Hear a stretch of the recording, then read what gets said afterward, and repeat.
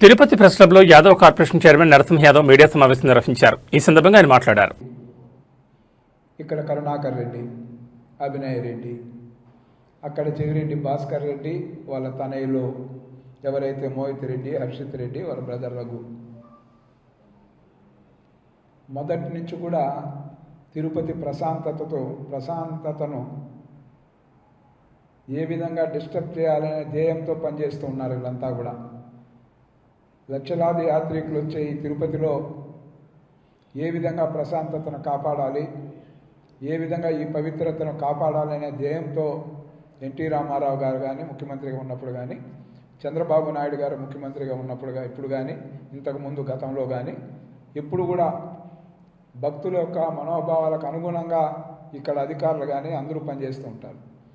కానీ వైసీపీ ప్రభుత్వం జగన్మోహన్ రెడ్డి పరిపాలనలో ప్రతిరోజు కూడా ఇక్కడ ఏ విధంగా హత్యలు ఒక పక్క, ఏదైతే ఇంకో పక్క చూస్తే లూటీలు, ఏ విధంగా టీడీఆర్ బాండ్లు, కొండపైన దర్శనాల్లో ఏ విధంగా ఇది జరిగింది, కొండపైన సంబంధించి సివిల్ వర్కుల్లో కోట్లాది రూపాయలు ఏ విధంగా కమిషన్లు ఎవరెవరికి చేరాయి, ఈ విధంగా చెప్పుకుంటూ పోతే శ్రీవారి ప్రతిష్టను ఏ విధంగా వాళ్ళు దిగజార్చే విధంగా ఆ 5 సంవత్సరాలు పనిచేశారో ప్రజలందరూ కూడా గమనించారు. ఈరోజు ఎస్పీ ఆఫీస్ ముందు ఒక తప్పుడు కంప్లైంట్, ఏదైతే చంద్రగిరి ఎమ్మెల్యే నాని గారి పైన ఒక తప్పుడు కంప్లైంట్ ఇచ్చేదానికి ఎంతమందిని తీసుకొచ్చారో, ఎవరైనా కంప్లైంట్ ఇవ్వాలంటే ఒకరు పోతారు, 2 పోతారు, ఒక 5 మంది పోతారు. కానీ మీ బల ప్రదర్శన ఏంటి? ఎస్పీ ఆఫీస్ ముందు చెవిరెడ్డి భాస్కర్ రెడ్డి కూడా ప్రతిరోజు గోవింద నామస్మరణ చేస్తూ ఉంటాడు. అంటే తిరుపతిలో ఎస్పీ కార్యాలయం ముందు మీరు ఈ విధంగా ప్రదర్శన చేయడమే కాకుండా లా అండ్ ఆర్డర్ క్రియేట్ చేసే విధంగా మీరు చేసిన ఆ కార్యక్రమానికి వెంటనే కూడా జగన్మోహన్ రెడ్డి కానీ వాళ్ళు కానీ ఇక్కడున్న భక్తులకి, ఇక్కడున్న ప్రజలకు క్షమాపణ చెప్పాలని డిమాండ్ చేస్తా ఉన్నాం. ఏ విధంగా పోలీసు అధికారి పైన మీరే అధికారంలో ఉన్నారనుకున్నట్టుంది, మీరు ఒక డిఎస్పీ పైన ఏ విధంగా దాడి చేస్తారు, పోలీసుల పైన దాడికి తెగించారంటే మీ యొక్క మైండ్ సెట్ ఏ విధంగా ఉందో దీన్ని బట్టి అర్థమవుతూ ఉంటుంది. అదేవిధంగా ఆ యొక్క ఎస్పీ ఆఫీస్ దీని ముందు వాళ్ళ యొక్క విధుల్ని, పోలీసు విధుల్ని ఆటంకపరిచే విధంగా మీరు చేసిన చర్యల్ని అటు చంద్రగిరి ప్రజలు కానీ ఇటు తిరుపతి ప్రజలు కానీ హర్షించరనే విషయాన్ని ఈరోజు ఈ సందర్భంగా కూడా తెలియజేస్తూ, శాంతి భద్రతలకు భంగం కలిగించే విధంగా తిరుపతి లాంటి పవిత్ర పుణ్యక్షేత్రంలో మీరు చేస్తున్న ఇలాంటి పోకడల్ని తీవ్రంగా కూడా తెలుగుదేశం పార్టీ ఖండిస్తూ ఉందని కూడా ఈ సందర్భంగా కూడా తెలియజేస్తా ఉన్నాం.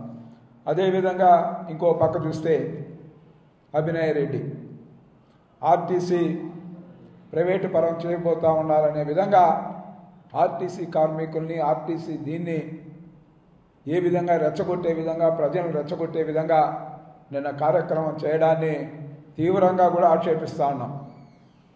ఎప్పుడు కానీ ప్రభుత్వం ఆర్టీసీకి సంబంధించి ప్రైవేటు పరం చేస్తామని ఎక్కడ కూడా ఆ ఆలోచనే లేదు ప్రభుత్వానికి. ప్రభుత్వ పరంగా ఏదైతే సూపర్ 6 పథకాల్లో భాగంగా మహిళలందరికీ కూడా ఉచిత బస్సు సౌకర్యం కల్పించి దానికి తగ్గ నిధులను కూడా ఆర్టీసీకి చెల్లించేదానికి రాష్ట్ర ప్రభుత్వం ముందుకొచ్చి ఆ కార్యక్రమం జరుగుతూ ఉంటే, అదేవిధంగా ఎలక్ట్రానిక్ బస్సుల్ని ఆర్టీసీ ప్రైవేటు వ్యక్తుల నుంచి దాన్ని మొదటి నుంచి వస్తూ ఉంది. బస్సుల్ని అద్దె ప్రాతిపదికన ఆర్టీసీకి తీసుకొని నడిపే కార్యక్రమం మొదటి నుంచి ఉంది ఆర్టీసీ. దీంట్లో ఈరోజు దాన్ని మభ్యపెడుతూ, రెచ్చగొడుతూ, ఏ విధంగా అబద్ధాలను పదే చెబితే ప్రజలు నమ్మతారనే విధంగా ఏపీఎస్ఆర్టీసీని ప్రైవేటు పరం చేయబోతా ఉన్నారనే విధంగా ప్రజలను నమ్మించే ప్రయత్నం వైసీపీ శ్రేణులు చేస్తూ ఉన్నారంటే దీన్ని ఏమనాలి? ప్రజలందరూ కూడా అర్థం చేసుకోవాల్సిన అవసరం ఉంది. ఇలాంటి వ్యక్తులు, ఇలాంటి పార్టీని ఈ రాష్ట్రం నుంచి తరిమి కొడితే కానీ వారికి గుణపాఠం చెప్పినట్లు కాదనే విషయాన్ని ప్రజలందరికీ తెలియజేస్తూ, గతంలో కూడా ఒక ఘటన జరిగితే వైకుంఠ ఏకాదశి సందర్భంగా వాళ్ళ నాయకుడు జగన్మోహన్ రెడ్డి ఏ విధంగా తిరుపతి పురపు వీధుల్లో సిమ్స్లో ఉన్న భక్తుల్ని పరామర్శించడానికి వెళ్ళేదానికి భారీ ఎత్తున ర్యాలీ చేసుకుంటూ ముందుకెళ్ళారంటే వీళ్ళ యొక్క భావన తిరుపతిలో అలజడులు సృష్టించే విధంగా ఏ విధంగా పాల్పడుతూ ఉన్నారో గతంలో మనం చూసాం. ఇప్పుడు ప్రతిపక్ష హోదా లేకుండా చేసినా కూడా ప్రజలు వైసీపీకి 11 సీట్లకు పరిమితి చేసినా కూడా తద్వారా గుణపాఠం నేర్చుకోకుండా రాజకీయాల్లో ఎలాంటి దీన్ని అవలంబిస్తూ ఉన్నారో మనం చూస్తూ ఉన్నాం. యూట్యూబ్కి సంబంధించిన ఎవరైతే సోషల్ మీడియాలో హిందువుల పైన దాడులు చేసే విధంగా సోషల్ మీడియాలో